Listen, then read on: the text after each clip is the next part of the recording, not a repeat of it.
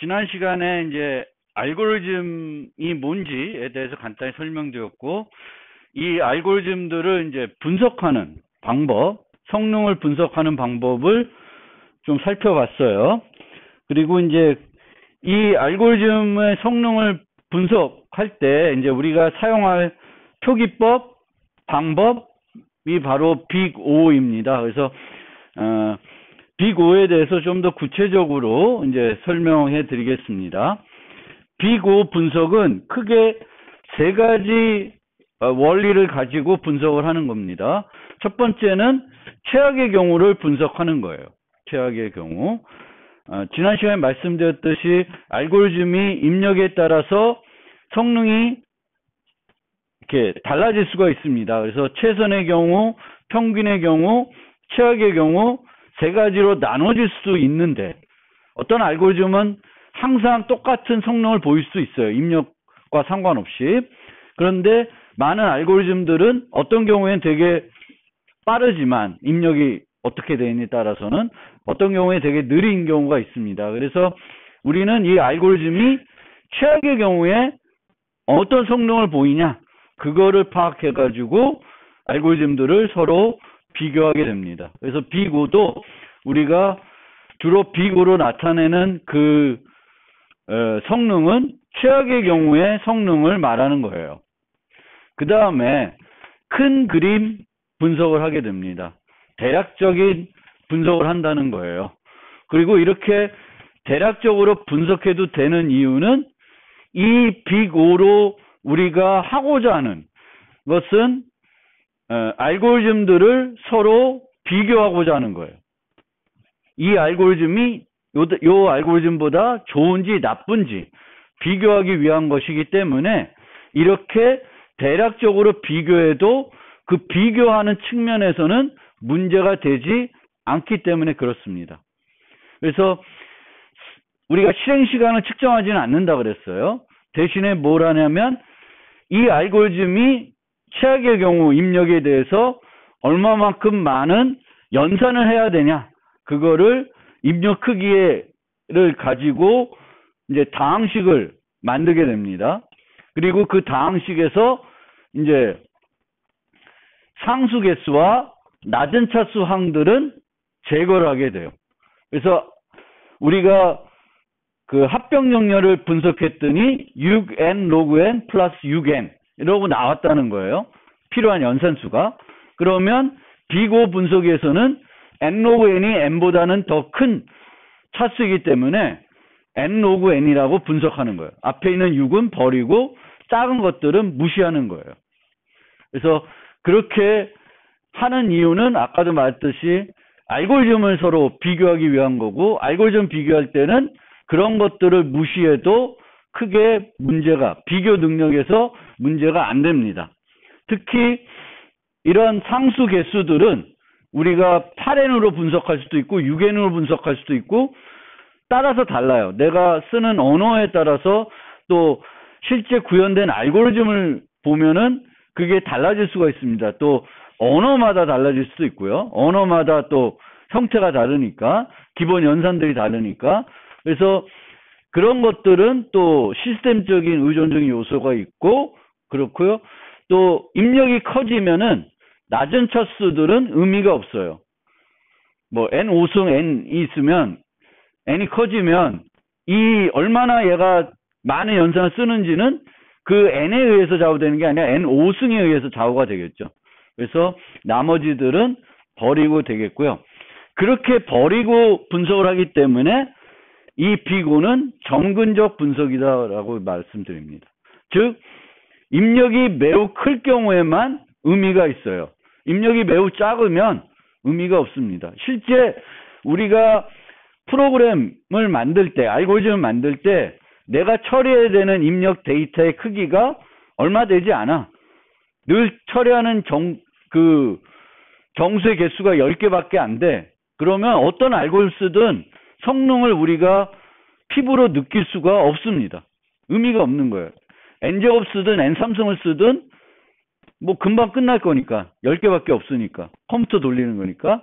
그래서 그런 건 의미가 없고 n이 커져야지만 클 경우에만 이제 의미가 있는 분석이 됩니다. 그래서 다른 말로는 우리가 처리하는, 아까도 다시 한번 강조하지만 입력 데이터의 크기가 작으면은 굳이 아주 성능이 좋은 알고리즘을 쓸 이유도 없어요. 뭐 우리가 뭐 이런, 제가 자바 시간에 가끔이 아니라 이제 그 게임 같은 것들을 개발하는데, 뭐 지뢰찾기 게임 한다든지 애니팡을 만드든지 이런 데서는 아주 우수한 알고리즘이 필요 없어요. 요 크기가 얼마 안 되거든요. 그러니까 거기는 대기만 하면 되는 거지, 무슨 기발한 어떤 알고리즘을 찾아가지고 뭔가 만들어야 되는 건 아닙니다. 그렇지만 이제 아주 큰 데이터들을 우리가 처리하게 되고 문제가 대단히 어려운 문제라 그래서 많은 연산을 해야 되는 경우에는 좀 더 기발한 아이디어를 찾아야지 않고는 우리가 좋은 성능을 보이지 못하겠죠. 그래서 비고는 기본적으로 요 세 가지 원리를 가지고 분석을 하게 됩니다. 그래서 삽입 정렬과 합변 정렬을 보더라도 입력 크기가 작으면 오히려 이제 그 삽입 정렬이 더 우수한 성능을 보일 수가 있어요. 우리가 이걸 다 뭐 이런 것들을 제거하고 실제적인 연산수로 따지게 되면은 밑에 게 더 좋은 거죠. 근데 어느 순간 이제 n이 커지게 되면은 성능의 차이가 확 차이가 나는 거죠. 이 의미에서 정근적인 분석이 되는 겁니다. 큰 그림 분석이고 같은 의미일 수도 있습니다. 그래서 우리가 수행 시간 측면에서 성능이 우수한 알고리즘이라고 하는 것은 입력 크기에 따라서 필요한 연산수가 느리게 증가하는, 그러니까 적게 필요하는, 그래서 느리게 증가하는 그런 알고리즘이 좋은 알고리즘이다 라는 거예요. 그러니까 이 그래프에서 급하게 올라가는 게 아니라 천천히 올라가는 이 알고리즘이 좋은 알고리즘이라고 우리는 얘기하는 거예요. 그러면 비고에 대한 그 구체적인 정의를 살펴보기 전에 몇 가지 그 알고리즘들을 보면서 이 알고리즘의 비고를 생각해 보겠습니다. 기본적으로 우리가 간단한 알고리즘들, 재기 알고리즘 아닌 것들, 이런 알고리즘들은 그 알고리즘의 반복문을 살펴보면 돼요. 그 반복문에서 가장 많은 일을 할 거예요. 그래서 반복문을 살펴보면 되고, 반복문만 보면 대략적으로 비고를 계산할 수 있습니다. 그래서 첫 번째, 이건 선형 검색하는 거죠. 선형 검색하는 거고, 얘는 최악의 경우에는 n번 비교가 필요하겠죠. for loop가 n번 돌아요. 그럼 for loop가 n번 돌면 n에 비례한 일을 하겠죠. 그러면 on이 되는 겁니다. 여기의 경우에는 for loop가 두 개 있어요. 그렇지만 중첩되어 있는 건 아니에요. 그러면 얘도 n, 얘도 n이니까 다 합쳐봤자 2n이라고 해도 우리가 비고에서는 여전히 on이 되는 거예요. 그래서 포문이 많다고 그 성능이 떨어지는 게 아니라 이렇게 중첩이 돼가지고 연산이 많아지는 경우가 더 문제가 되는 거죠. 그러니까 얘는 이렇게 만들어도 되는 거죠. 그렇죠? 그러면 한 번만 도는 거니까. 그 다음에 이제 요 예제들은 중첩이 되고 있죠. 중첩이 되고 있습니다. 첫 번째 예제를 보면은 바깥 for loop는 n번 돌죠. 그리고 안에 for loop도 항상 n번 돌아요. 그러면 한 번 돌 때마다 n번씩 도니까 전체 몇 번 돌아요? n제곱 도는 거죠. 그럼 얘는 비용이 n제곱에 비례하는 거예요. n제곱에. 그 다음 거는 조금 달라요. 이 다음 거는 이제 항상 똑같은 비용을 그러니까 반복하지 않죠, 여기가. 그렇죠? 똑같이 반복을 안 하고 있어요. 그러면 그냥 보고 n제곱일 거다라고 생각해도 될 수 있겠는데 좀 더 면밀히 볼 필요가 있어요. 그래서 이 경우에는 한번 따져보면은 처음에는 1일 때는 n-1번 반복하고 그 다음에는 n-2번, 그 다음에 n-3번, 그 다음에 n-4번 반복을 하게 돼요. 그러면 얘네들을 쭉 다 합치면 요 정도 반복이 이루어지는 거예요. 그러면 n제곱에 비례하는 거죠. 그래서 이렇게 보면 그냥 이중포로 풀면 n제곱이 되겠구나라고 생각할 수 있는데 두 가지만 더 볼게요. 위의 경우에는 여기는 n번 반복하는데 이 안에서는 항상 몇 번 반복해요? 3번만 반복하는 거죠. 그러면 전체 비용은 얼마가 돼? 3n이 되는 거죠. 3n이면 5n이에요. 그러니까 안에서 상수번 늘 똑같은 상수번만 반복을 하면 그 상수가 n과 무관한 거예요. 아까는 n번은 n제곱이지만 뭐 2번만 늘 반복한다든지 3번만 반복하면 그냥 3n이 되는 거고 3n은 5n이 되는 거예요. 선형 알고리즘이 되는 거죠. 그 다음은 좀 더 복잡하게 되어 있는데 얘는 그냥 5n이에요. 5n. 혹시 이 알고리즘이 뭐 하는 알고리즘인지 알까? 아시죠? 이 빠른 정리할 때 쓰는 알고리즘이에요. 나중에 5장에서 살펴볼 건데 얘는 이 K를 기준으로 K보다 같거나 작은 애는 배열 앞쪽으로 보내고 K보다 큰 애들은 배열 뒤쪽으로 보내는 거예요. 그런데 여기서도 보면 화일문 있고 안에 화일문 있으니까 그냥 눈으로만 보면 n제곱 정도 비용이 들 거다라고 생각하는 거예요. 근데 우리가 n제곱 정도 들 거라고 생각해도 빅 5에서는 틀리지는 않아요. 왜냐하면 5n이면 5n제곱으로 말해도 틀린 건 아니에요. 그러니까 빅 5라는 건 n제곱이다 그러면 이 알고리즘은 n제곱과 같거나 더 좋은 애라는 거예요. 그러면 얘가 5n이지만 실질적으로는 n제곱이라 말해도 틀린 건 아니에요. 근데 우리는 항상 알고리즘을 말할 때 가장 우수하게 말하고 싶은 거죠. 정확하게 말하고 싶은 거죠. 그래서 5n인 알고리즘을 5n제곱이라고 말해도 틀린 건 아니지만 그렇게 하면은 잘 올바르게 분석한 건 아니죠. 그래서 얘를 보면은 얘는 S에서 2가 1n이니까 이가 이렇게 증가하다 보면은 이렇게 반복할 것 같은데 여기서 보면은 첫 번째 while 루프에서는 그 K보다 작으면 그냥 S를 앞으로 옮겨요. 그리고 2도 옮겨요.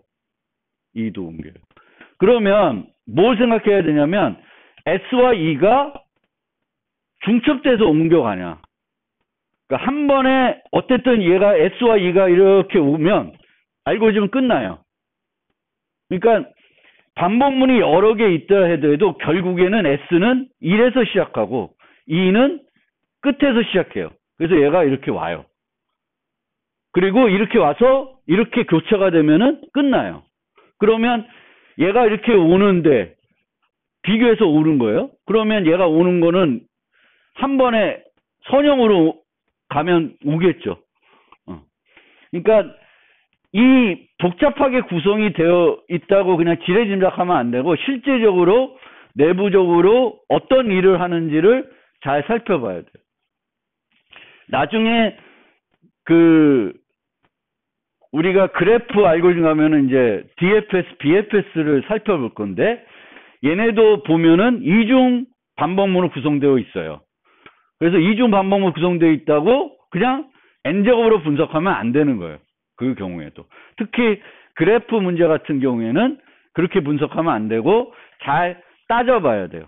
얘가 n에 비례하는 건지 간선수에 비례하는 건지 뭐에 비례하는 건지 또 사용하는 자료 구조는 뭔지 이런 것들을 잘 살펴봐야 돼요. 근데 기본적으로는 그냥 우리가 단일 반복문이면 보통은 5n일 거고 이중 반복문이면 n제곱일 거예요.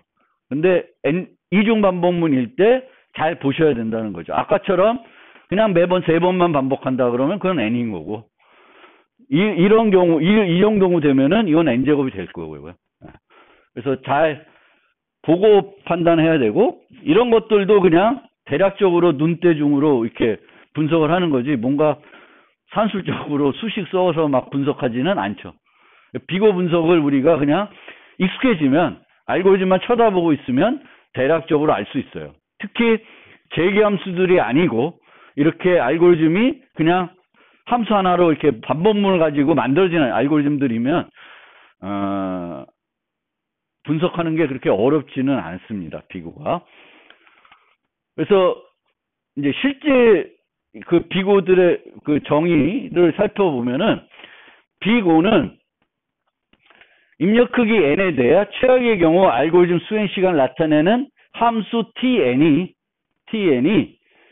요 어떤 fn이라는 어떤 대표 함수 우리가 분류하고 싶은 거예요. 그 대표 함수보다 빠르면은 이 알고리즘은 OFN이라고 합니다. 그러니까 얘가 TN인데 요게 FN이에요. 근데 요 FN에다가 상수를 곱해서 그렸더니 어떤 시점이 되면은 항상 얘가 더 빠르게 증가를 해요. 그럼 빠르게 얘가 증가하면 알고리즘이 얘가 더 우수한 거죠. 그래서 알고리즘이 이렇게 그림에 요 아래에 있으면 요 TN은 얘보다 우수한 거예요. 그러면 우리는 이 알고리즘은 OFN보다는 같거나 우수한 애다라고 얘기하는 겁니다. 그래서 이 N0와 C를 우리가 구해가지고 이 TN이 이 FN, 그러니까 OFN에 속하는 애다라고 이렇게 수학적으로 얘기를 할 수가 있습니다. 근데 이 실질적으로 우리가 비교 분석하기 위해서 이 C와 N0를 찾고 있지는 않아요.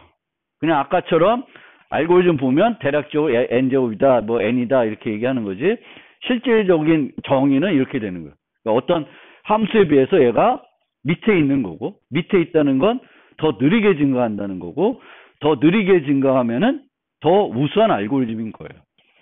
근데 알고리즘의 성능을 분석할 때 빅5만 있는 건 아니에요. 빅5만 있는 건 아니고 다른 것들이 있는데, 빅5에 대해서 조금만 더 설명드리고 하면은, 뭐 복잡하게 얘기되어 있는데 결국에는 TN의 최고차항이 K이면은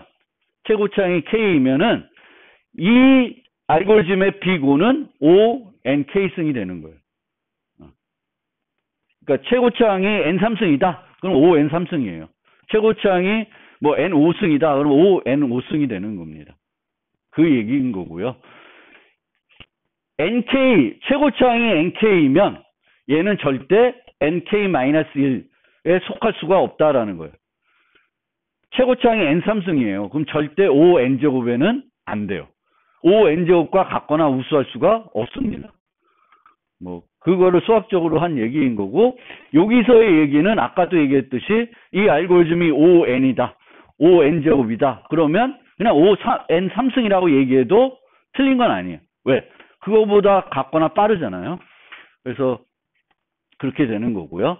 그 다음에 빅오메가는 거꾸로예요. 거꾸로.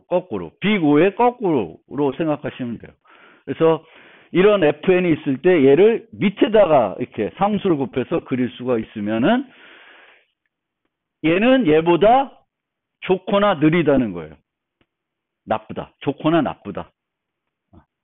그러니까 오메가 FN이면은 그 FN보다는 같거나 나쁘다는 거고, 빅5는 같거나 좋다는 거예요.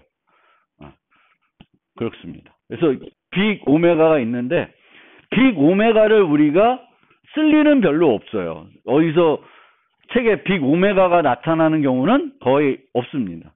근데 빅세타는 많이들 노트에다가 이제 써요.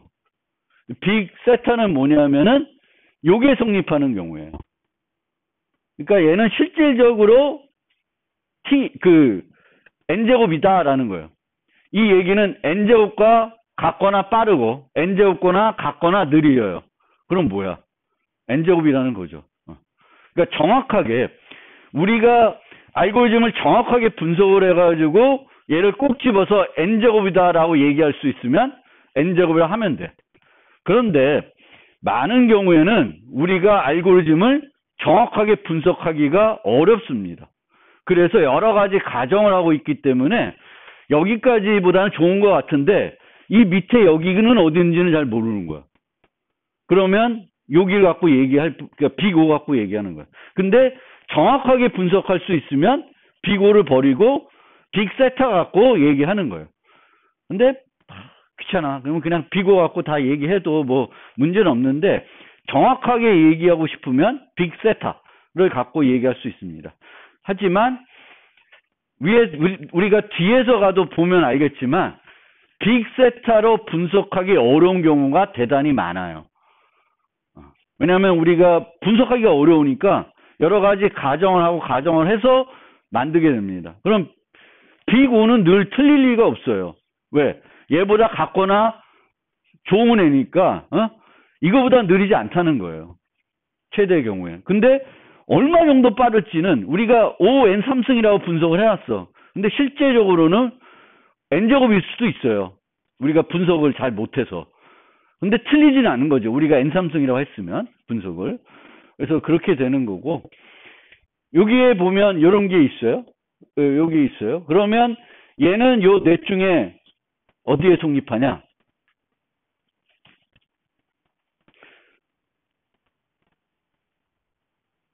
이건 맞아요. 얘가 정확하면 항상 이 세타는 맞습니다. 그런데 요건 맞죠. N3승. 요건 틀려요. 그리고 얘도 맞죠. 얘는 오메가 N이라는 건 N보다 같거나 느린 애예요. 그래서 얘가 틀린 거고요. 그러니까 양쪽이 될 수는 없어요. 보통은. 그래서 그렇게 보시면 되겠고 그 다음에 거의 안 쓰는 게 있는데 리틀 오라는 것도 있습니다. 그래서 얘는 항상 모든 거에 대해서 커야 돼요. 이렇게 되면은 의미가 잘 안 떠오르는데 요걸 보시면 좀 이해가 쉬워요. 그래서 요 애들은 ON제곱에 속하는 애들이에요. 그러니까 ON제곱이라는 건 N제곱과 같거나 빠른 애들이죠. 그러면 N제곱 있는 애들도 있고 N제곱의 바로 아래 단계가 우리가 보통 N 오브 N이죠. 그 다음에 N이고 그 다음에 상수예요. 그러면 그런 애들은 다 여기에 포함되어 있는 거죠. 같거나 좋은 애들이니까. 이쪽은 오메가 N제곱이에요. 오메가 N제곱이면 N제곱과 같거나 느린 애들이에요. 그럼 N제곱들이 있고 N3승이 있고 지수시간이 있고 뭐 계승시간이 있는 거예요. 그러면 얘와 얘를 이렇게 해서 교집합을 구하면 요 교집합이 있는 애들이 뭐가 돼? 세타 N제곱이 되는 거예요. 그리고 여기 있는 애들은 리틀 O가 돼요. 무조건 N제곱보다는 좋은 애. 같은 애가 아니라 무조건 좋은 애들이에요.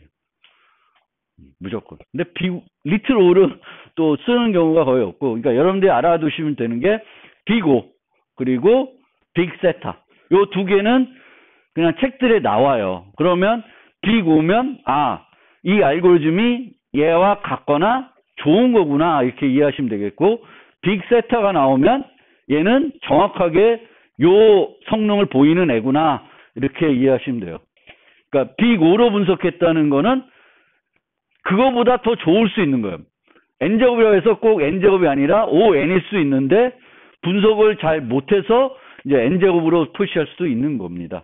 그런 느낌으로 받아들이시면 되겠고, 우리가 아까 FN이라는 거 애들과 비교하는데 아무 FN이랑 비교하는 건 아니고, 우리가 초기에 말씀드렸듯이 알고리즘들을 카테고리로 분류하고 싶은 거예요.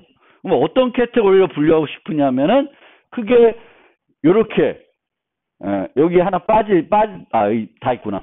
요걸로 분류하고 싶은 거예요. 그래서 이 알고리즘이 상수시간 알고리즘인가?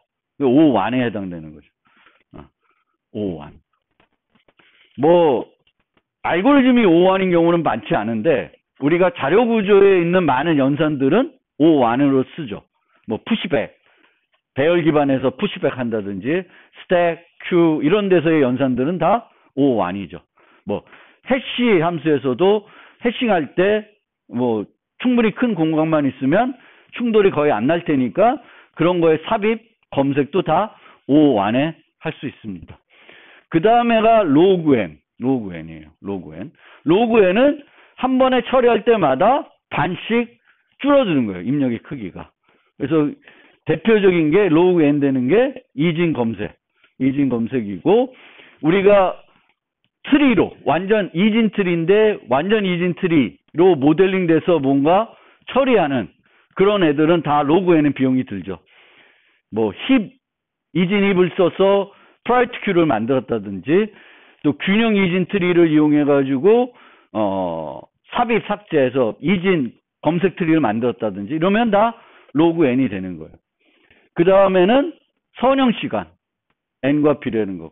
선형 검색들이 n에 비례하는 거고 여기서도 하나 알아두시면은 입력 크기가 n제곱일 수 있어요. n이 아니라 n제곱. 그러면 n제곱이면 그러니까 입력 크기면 우리가 입력 크기가 주어지면 그 입력 크기에 비례한 알고리즘을 만드는 게 첫 번째 목표가 돼야 돼요. 그걸 만들 수 있으면 그 다음에는 그거보다 줄일 수 있는지 살펴봐야 됩니다. 예를 들면 n by n 행렬이 있다. 그러면 얘는 입력 자체가 n제곱이에요. 그럼 얘 갖고 뭔가 곱셈하고 뭐 하는데 ON에 하기가 힘들어요. 왜냐하면 n제곱이라는 건 그 데이터가 n제곱개가 있는 거죠. 그럼 그 n제곱개를 내가 줄인다는 건 n제곱개를 전체를 다 한 번도 안 보고 뭔가 처리한다는 거예요. 그러기 힘든 거죠. 다 필요하면은. 곱셈하려면 요소를 한 번씩은 다 가야 되는 거니까. 그래서 입력 크기를 보고 우리가 얘기를 해야 돼요. 많은 경우에는 그냥 입력 크기가 n일 경우가 많은데 어떤 경우에는 입력 크기 자체가 n이 아닐 수 있어요. 대표적인 게 이 매트릭스, 곱 이런 것들이고요.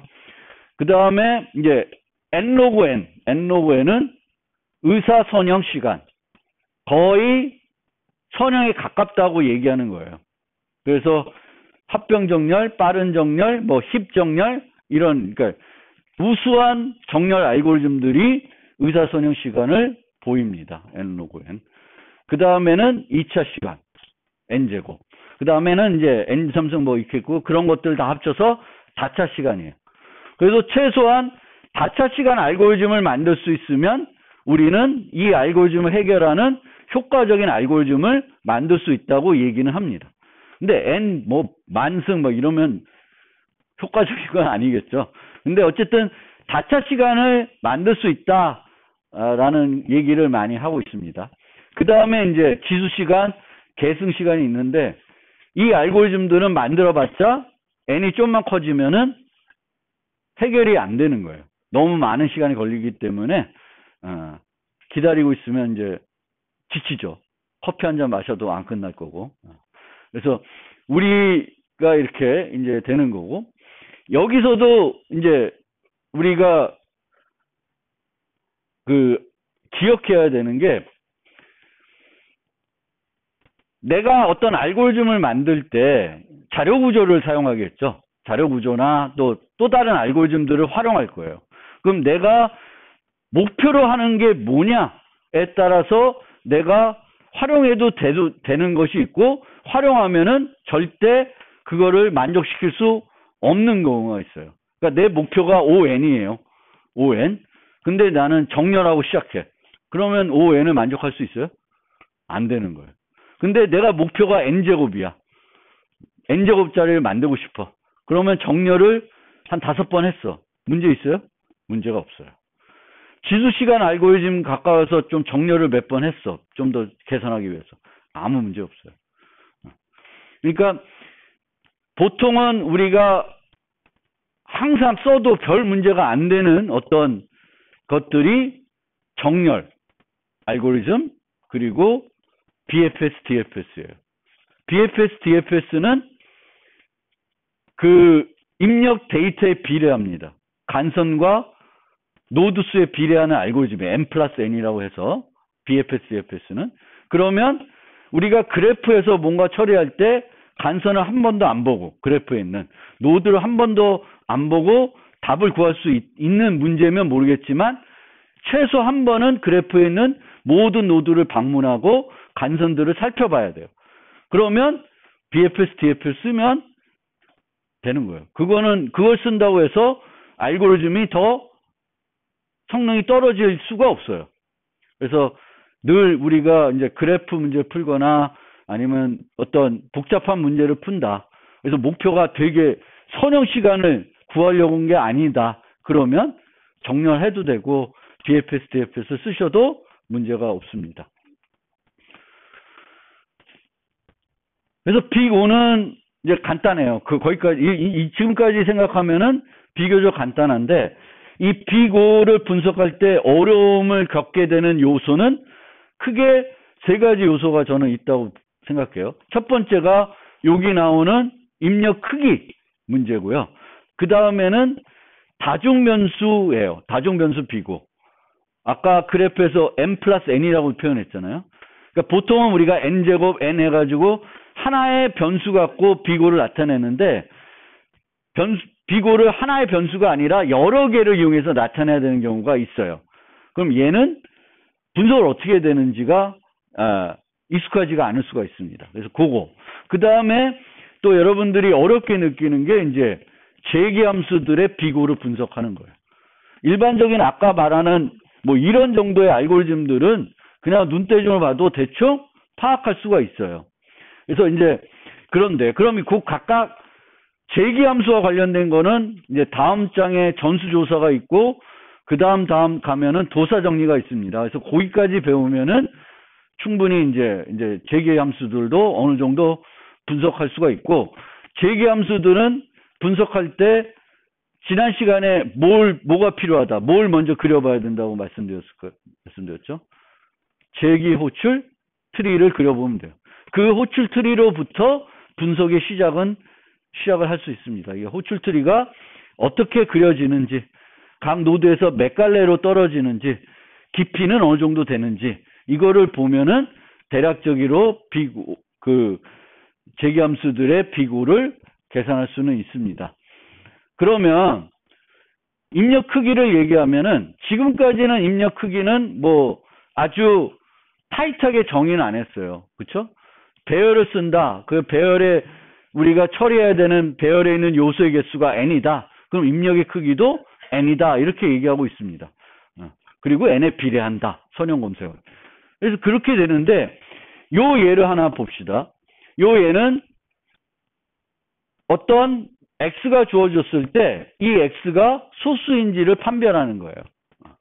소수인지 판별하려면 1부터 x-1까지 나눠볼 수 있는데 좀 더 효과적인 방법은 1은 아니고 2부터 이 루트 n까지를 해보면 돼요. 왜냐하면은 n이 합성수이면은 인수를 가져야 되겠고 그 인수는 절대 루트 n보다 작은 거는 무조건 하나는 있어야 돼요. 왜냐하면 두 개 곱해서 n이 돼야 되죠. 얘 인수들이 다 루트 n보다 크면은 두 개 곱하면 n제곱이 n보다 커지겠죠. 그래서 늘 인수 중에 하나는 루트 n보다는 작아야 돼요. 그래서 소수를 판별하는 간단한 알고리즘 중에는 이제 이런 알고리즘이 있는데 그러면 얘는 최악의 경우 몇 번 반복하냐? 루트 n만큼 반복하는 거죠. 루트 n만큼. 그러면 얘는 빅5가 뭐냐? 그럼 입력 크기는 뭐냐? 이제 여기서 배열을 생각하면은 잘 안 떠오르죠. 만약 배열을 생각했을 때 배열은 정수가 n개여서 입력 크기가 n이 됐다. 그럼 얘는 입력으로 정수 하나 들어오니까 입력 크기가 1이다. 라고 하면 안 되는 거예요. 그렇게 되면 이제 분석이 안 되는 거예요. 입력 크기가 1이라고 분석이 안 돼요. 그러면 어떻게 분석을 해야 되냐면은 정확한 빅5에서의 입력 크기는 어떻게 정의가 되냐면은 입력을 나타내기 위한 문자 수로 표현이 돼요. 입력을 나타내기 위한 문자수. 입력을 나타내기 위한 문자수인데 그 문자수를 우리가 비트로 생각할 수도 있고 저기 컴퓨터에서 키보드를 눌러야 되는, 그러니까 정수가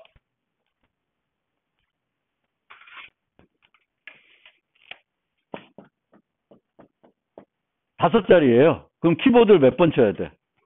5번 쳐야 되는 거죠. 그렇게 따지시면 되는 거예요. 아니면 1, 2, 3, 4, 5를 비트로 표현해가지고 몇 비트가 필요하냐. 이게 커지면 얘를 표현하기 위한 비트 수는 늘어나겠죠.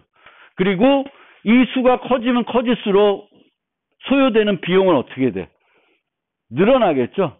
그래서 그거를 고려해서 이제 계산해야 돼요. 그래서 어떻게 하냐면 요 예제에서는 저 타이핑해야 되는 그 문자 수로 안 하고 비트 수로 계산을 해보면 x를 이제 해야 되는데 이 x라는 정수값을 나타내기 위해서 필요한 비트 수는 로그 x 개 정도 필요해요. 로그 x개 정도. x 값에 따라서 우리가 필요한 비트 수는 로그 x 정도 필요하다. 그러면 그게 입력 크기가 되는 거예요. 그러면 x는 2의 n승이 되는 거죠. 2의 n승. 그러면 우리가 얘를 분석할 때 어떻게 분석하냐면 요만큼 필요하다고 분석을 한 거였죠. tx는 x의 2분의 1승. 루트 x번 반복이 돼야 되니까 최악의 경우. 그럼 이렇게 표현한 거를 우리는 n을 입력 크기를 기준으로 표현해야 되는 거죠. 그래야 비고를 계산할 수 있으니까. 그럼 이 x를 n으로 바꾸면은 여기다가 x는 2의 n승이니까 들어가면 이렇게 돼요. 그러면 얘는 지수 시간이 필요한 알고리즘이에요. 정수가 조금씩 증가할 때마다 필요한 연산의 수는 계속 높아지는 거예요. 그래서 이 알고리즘이 n이 매우 커지면 되게 효율적인 알고리즘은 아닌 거죠. 그래서 다른 경우에는 여러분들이 별로 신경 안 써도 되고 정수 하나를 입력받는데 아니면 입력 중에 정수 하나가 있는데 이 정수의 값에 따라서 연산 비용이 달라져요. 필요한 비용이. 그러면 간단하게 분석하면 안 돼요. 간단하게 분석하면 안 되고 요걸 고려해서 분석하면 돼요. 그리고 우리는 얘는 그냥 ON으로 분석했잖아요. 얘를 그러면 정확하게 분석을 해도 똑같아요. 차이가 없어요. 그러니까 얘는 우리가 어떻게 분석하냐면 배열의 크기가 K일 때 그때는 N이라고 했는데 이제 입력 크기를 N으로 놔야 되니까 헷갈리니까 배열의 크기를 K로 놓읍시다. 그러면 얘는 몇 번의 비용이 들어가냐면 3K 플러스 2번의 연산이 필요하다고 우리가 분석했어요. 앞에서. 그러면 여기서는 N이 어떻게 되냐면 얘 로그 2의 N이라는데 이것도 어려우시면 32비트라고 합시다. 그러면 N은 32K가 돼요. 그쵸? 각 32비트씩 썼을 거 아니야. K 배열을. 그러면 K는 이가 돼요. 그러면 3K 플러스 2에다가 3, N에 32, 플러스 2를 해도 결국은 N이죠. 차수는 N이 되는 거예요. 그래서 어떻게 정확하게 분석을 해도 차이는 없는데 얘를 분석하기 위해서 이렇게 하지는 않고 그냥 눈대중을 보면 되는 거예요. 입력 크기가 배열이다. 그리고 그 배열인 요소들을 우리가 뭔가 해야 된다. 그러면 배열의 크기가 입력 크기로 생각하고 거기에 비례하는지 뭐 하는지 보시면 되는 거고 그게 아니라 입력에 X라는 게 주어져요. 여기서도 입력에 V가 주어지는데 이 V는 이 알고리즘에 영향을 안 주죠. 연산수를 늘리는데 영향을 절대 안 줘요. 그러면 얘는 무시할 수 있는 건데 얘는 정선하지만 얘가 값이 10인지 100인지 1000인지에 따라서 필요한 연산이 달라지죠. 그러면 걔를 그냥 무시하면 안 되고 요 얘기를 이용해 가지고 분석을 해 주시면 되겠습니다.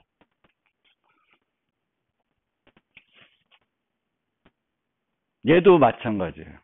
얘도 EN이라는 거고 또 하나 예제인데 그러니까 여기서도 양의정수 하나가 들어오는데 이 n이 크면 더 많은 비용이 들어가는 거예요. 그래서 분석을 할 때 이제 정수 하나를 입력받는 함수인데 그 정수에 따라서 필요한 연산들이 이제 달라지면은 다르게 분석하면 되겠고요. 아까 여기서 예를 얘기했잖아요. 문자 수로 하면 차이 나는 건 로그 비트로 하니까 로그의 기저가 2가 돼요. 근데 쟤는 기저가 그냥 10이 돼요. 그래도 똑같은 로그 계열이 되는 거예요. 기저는 중요하지 않거든요. 여기서는. 그래서 그렇게 이해하시면 되겠고.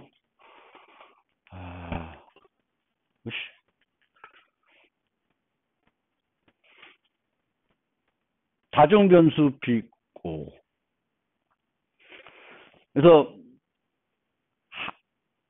우리가 결과적으로 비고를 분석했더니 결과가 하나가 나오는 게 아니라 그 여러 변수가 비고 결과에 이제 나타나는 거를 우리가 다중변수 비고라 그래요.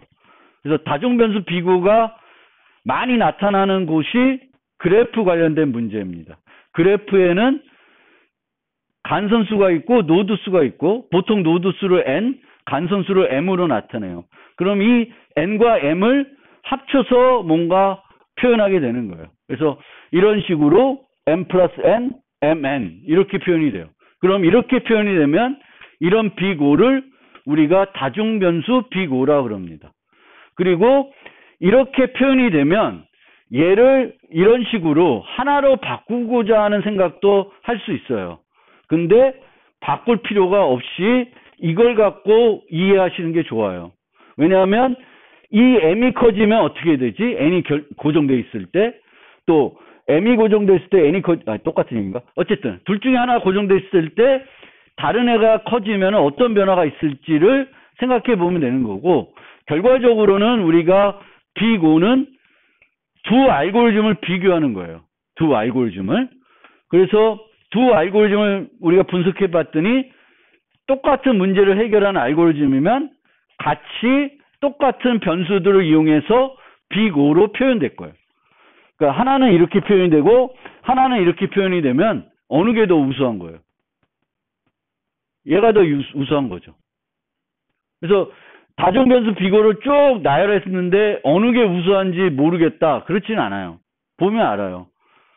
그래서 그거를 보고 판단만 하면 되는 거지.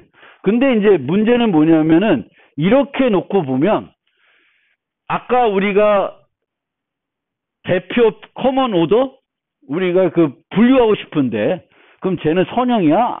2차야? 의사선형이야? 이런 게 애매하잖아요.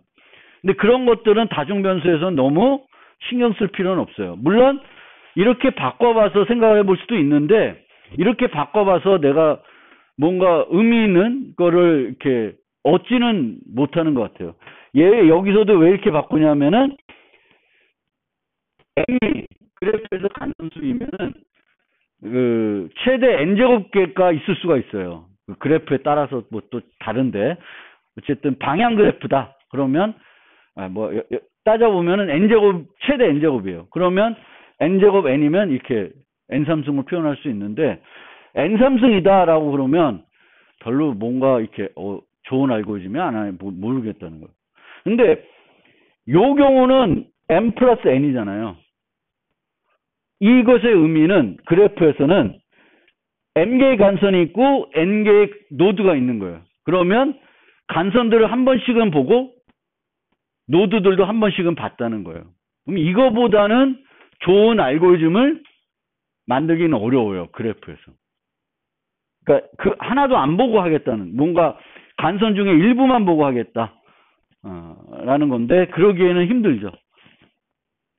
그래서 다중변수 비고, 다중변수 비고가 나오면은 있는 그대로 쓰시고, 그리고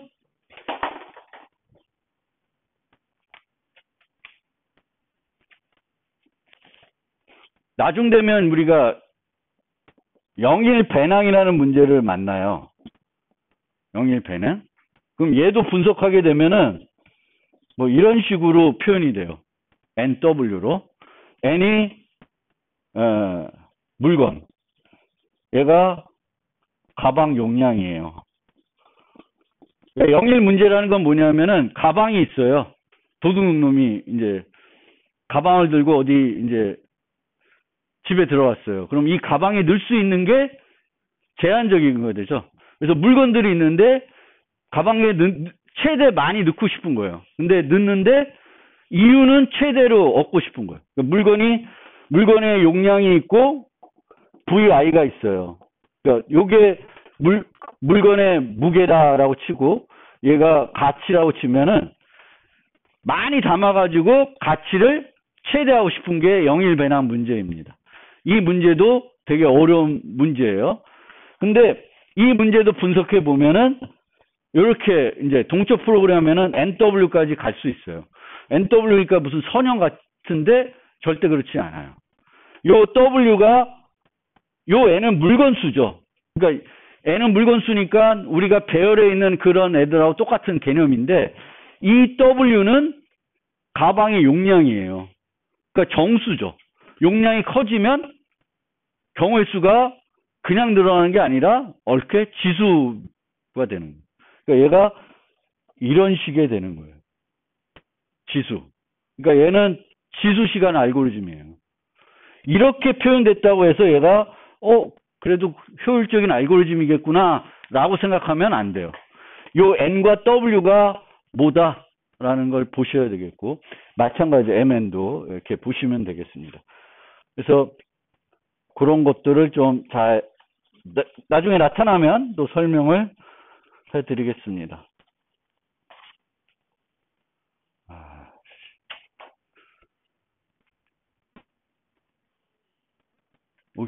두 장밖에 안 남았네. 이거 어떡하지? 애매하네.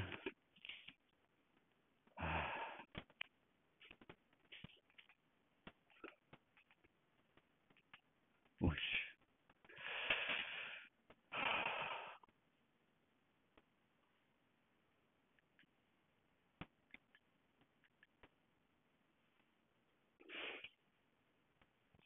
잠깐만. 여기서 또 설명드리고 싶은 거는 이제 다중변수 비교가 나오니까 그것과 관련해서 또 그냥 다 알고 있을 것 같은데 3학년 정도 됐으니까 그 슬라이딩 윈도우라는 알고리즘이 있어요. 그래서 얘를 이용하는 문제들도 많이 나옵니다. 그 프로그램 경시대 문제라든지 이런 데 보면 슬라이딩 윈도우 문제가 많이 나오는데 얘는 뭐냐면은 문제가 입력이 주어지면 구간별 평균을 구하는 거예요. 뭐 구간별 평균을 구한 다음에 가장 구간에서 그 최대값을 또 찾으라고 할 수도 있고 문제들을 응용하면 그렇게 됩니다. 그러면 얘를 그 직관적으로 조사하게 되면 이렇게 조사를 할 수 있죠. 그러니까 얘가 구간이니까 M이 3이다 그러면 이렇게 154, 543, 432 이렇게 따지면 되겠죠. 그럼 이게 이런 식으로 프로그래밍 할 수가 있습니다. 그러면 얘는 이렇게 ONM이 나오는 거죠. M의 크기에 따라서. 그런데 이렇게 보면 1, 5, 4를 구한 다음에 그 다음에 5, 4, 3을 구해야 되는데 이미 5 더하기 4는 앞에서 했었죠. 그러니까 중복해서 뭔가 하면 그 중복하는 것을 어떻게 효과적으로 없앨까를 생각해 보시면 되겠고 구간을 우리가 연속 구간을 따질 때에는 늘 요 슬라이딩 윈도우를 잘 생각해 보시면 돼요. 그 요번에 저지에 나간 문제 중 안 나왔나? 잠깐 좀 이따 보시고. 그러면 슬라이딩 윈도우는 어떤 식으로 하게 되냐면 구간이 M이에요. 그럼 M-1개까지 또는 M개까지 구해. 한 번을 구하고 그 다음부터는 앞에 거 빼고 뒤에 거 더하는 거예요. 이게 위치를 이렇게 할 수도 있고 여기서 M까지 구하고 빼고 더할 수 있어요. 무슨 말인지 알겠어요? 슬라이딩 윈도우. 그러니까 얘가 이렇게 해서 이렇게 전진하는 거예요. 전진하면은 앞에 있는 애 빠져나가겠죠. 그리고 뒤에는 애 들어오죠. 그거를 처리해 주는 거예요. 근데 그거를 어떻게 처리할지는 n-까지 가고 더해서 구할 수도 있고, 여기서 m까지 구해서 이미 하나 구한 다음에 여기서 m 플러스 1부터 빼고 더하고 할 수도 있어요. 이 위치가 달랐는데 어쨌든 이렇게 되면 얘는 ON이에요. ON. 그러니까 한번 쭉 가면은 끝난다는 거예요. 물론 중간중간에 들어간 연산은 있겠지만 결국은 처음부터 요소들을 n까지 가면 끝나요. 그 슬라이딩 윈도우가 되겠고 요런 알고리즘을 ON으로 바꿀 수 있습니다.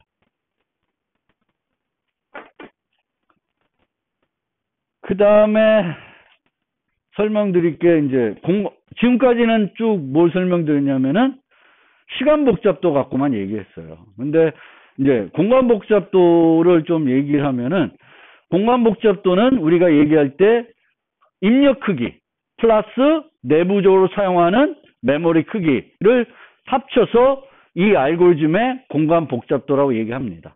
근데 공간 복잡도도 어쨌든 같은 알고리즘을 서로 비교하기 위해서 사용하고 싶은 거니까 같은 알고리즘이고 같은 문제를 해결하는 알고리즘이면 입력 크기는 두 알고리즘이 똑같겠죠.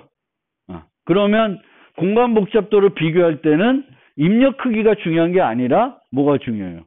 내부적으로 사용하는 메모리가 중요한 거가 되겠습니다. 그리고 그 내부적으로 사용하는 메모리를 우리가 고려할 때 재기함수의 경우에는 뭐가 추가적으로 거기서 고려해야 되냐면은 함수 스택 공간을 고려해야 돼요. 함수 스택 공간. 함수 스택 공간을 어떻게 고려하냐? 재기 호출 트리를 그려야 됩니다. 그래서 재기 호출 트리를 그려서 이 호출 트리의 깊이를 알아야 돼요. 깊이를 안다는 건